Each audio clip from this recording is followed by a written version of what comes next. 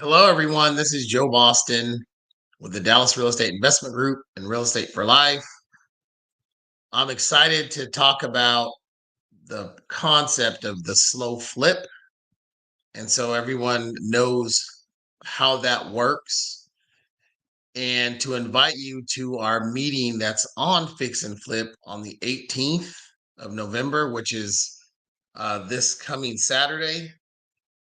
We're going to be talking about our magnificent spreadsheet we've developed that will actually compare a rental, a fix and flip, and an owner finance. We've been working on that for quite a while now, and it's proprietary and very unique, where you can use this tool to determine if it's a good way to exit out of your purchase, to make sure that if you're looking at renting and it doesn't work, the numbers don't add up, then maybe you'll flip it or convert it into an owner finance if you're holding it too long. Or, if you're like me, I transitioned now to doing owner finance primarily.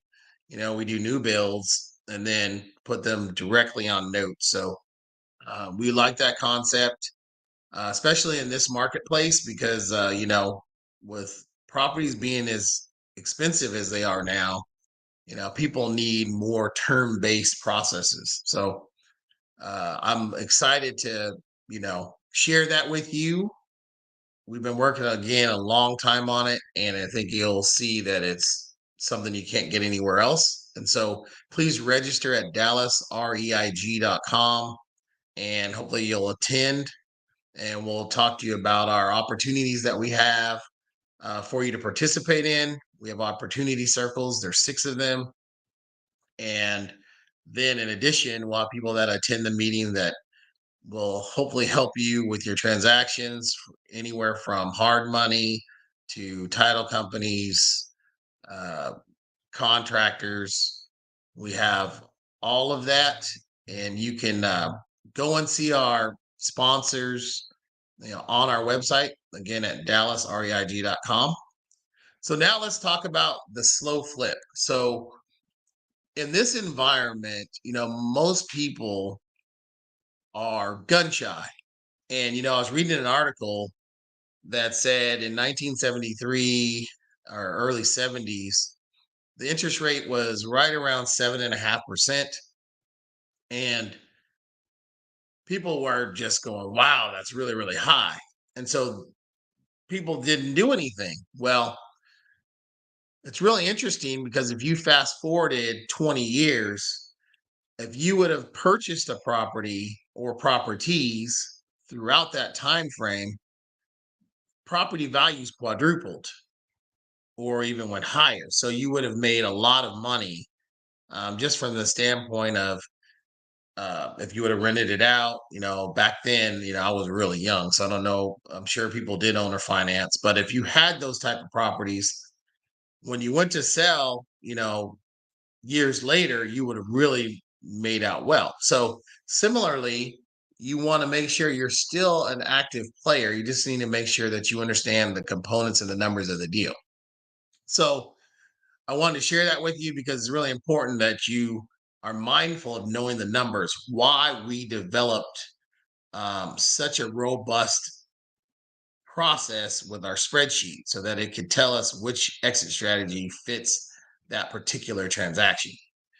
So it's wonderful. We will have that for sale in the near future. So we want you to be able to participate and help you with your transactions. So let's talk about the slow flip. So what is it? So basically, in a nutshell, it's acquiring a property and then you actually move into it. Okay. And one of the things here in Texas is once you live in it for a certain period of time, then it can become your homestead, and then you offset capital gains, and then obviously you'd sell it for a profit, then move into another property, and you can do this concept over and over and over again. So that leads me to talk about the 3 things that you really need to be cognizant of when you're doing real estate right now. So that's flexibility. So you need to be flexible. funding, which means access, right? So I call it funding, but it's really access to money and people that'll invest with you. So that means you need this knowledge, skills, and abilities to do um, the real estate properly. And that means taking it from beginning to end. And then the financing, right? So understanding the financial aspects of what you're doing. Because really and truly, like I say to everyone, houses are just, or real estate's just the product. The finance is really what we aspire to have, you know. And a lot of us, it's the mailbox money or the passive income, but that's the process, right? So manage the process really, really, really well, and then monitor the results, right? But focus on that process and you'll do really well. So learn from those that have made mistakes so that you're not going to make the same mistakes. But flexibility, access, and financing. So with flexibility, when we're talking about the slow flip, it means you need to be flexible enough to be able to move, right? So for some of us, we're rooted, we stay in the same place forever. But when you're younger, and I wouldn't even say that. Let me take that back. When you aren't as rooted, you have the ability to be flexible to move to different areas, right? Typically, when you're younger, you're not as rooted. The family issues, the job, and so forth. But if you're starting in real estate in this type of market with higher interest rates, and higher prices, you might think about acquiring a property and then rehabbing that property while you're living there. There's many different aspects of things you can do inside that process, but you benefit from the standpoint that you're enjoying the improvements, you're realizing the homestead exemptions, and then you're hopefully gaining the appreciation as you're improving the property. So that's why it's important uh, to be able to move into it. We used to call that the stair step method, where you move into a duplex similarly, one side of it, rent out the other side, and pay for your note, and then you buy something else. So it's very similar. The other thing that you can do with it is you can rent it out for a year and then transition it into an ownership position or rent to own. So you can do that as well, or a contract for deed, which means that you acquire a property, you don't transfer it right over the ownership over right away, then you wait for a year, 2 years for that potential buyer to get qualified. So a lot of times what we're seeing now, especially in this marketplace, is they might not be able to qualify for a traditional mortgage, or they don't have the down payment or the credit. So with a rent to own, it gives them time to actually qualify for, a mortgage. Contract for deed, same thing. They might have the down payment but can't qualify. So you get to actually, realize the passive income and then transfer ownership at a time in the future. And so you can do that as well. But with the slow flip, if you are flexible enough to be able to move into it, then you can actually then benefit from many different areas. So, we're here in the Dallas Fort Worth area. And so you have Dallas and you have Fort Worth. Well, I mean, if you're flexible enough, you'll get the benefit of maybe living in Fort Worth for a while, living in Dallas for a while, North Dallas, southern part of the Metroplex. And as you're doing that, you're realizing all the gains that go along with it, because this area is appreciated. In some areas it's 50%, some 60%. And so you're able to benefit and offset a lot of those gains. So I wanted to share that with you. So with the slow flip, one of the things that your pressure points have been reduced because you're actually in the property. Now, here's the thing. It also gives you the experience and the ability to get funding a little bit differently because you're living in the property. So you're owner occupying the property, which means you'll typically get a better rate because it's not an investment property initially, because you're living in the property. and then you're going to transition out of that and move into another owner occupied property, and then that one will become your investment property. And so you can see over time how you'll stair step and be able to acquire inventory over time.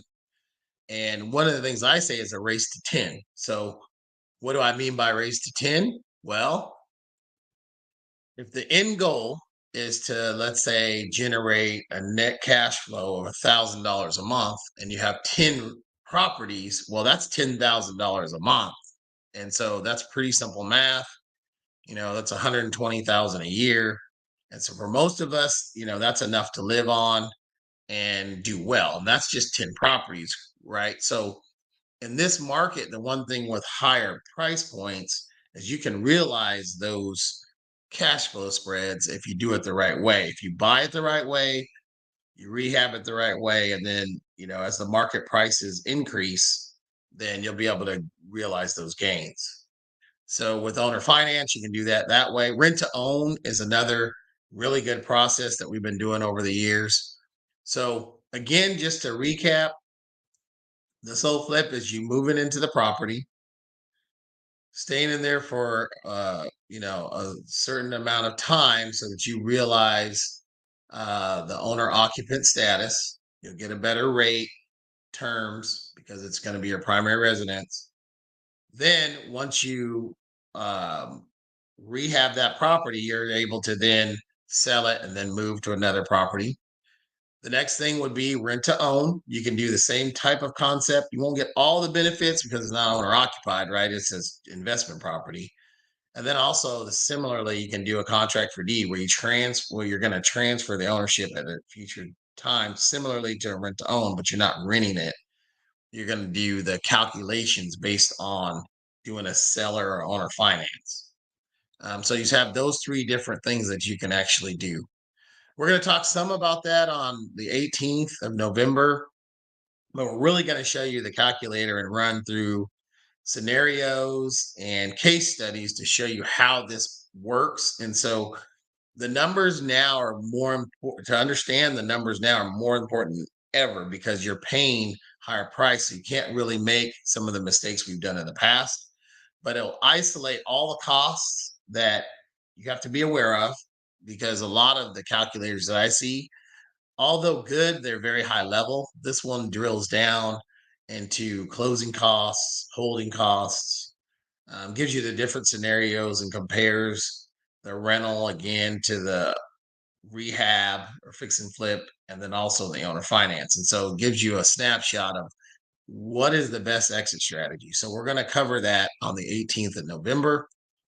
And then we will have that for sale here in the near future. So wanted to share that with you. But again, we want you to register at dallasreig.com, and you can gain access to not only these type of tools, but we have a myriad of things that you might benefit from uh, for your transaction. So can't wait to see you. And my contact information is joe@dallasreig.com. So if you have any questions concerning this or any of the information I've shared with you, please let me know. So until next time, we will see you, and keep rocking and rolling with real estate.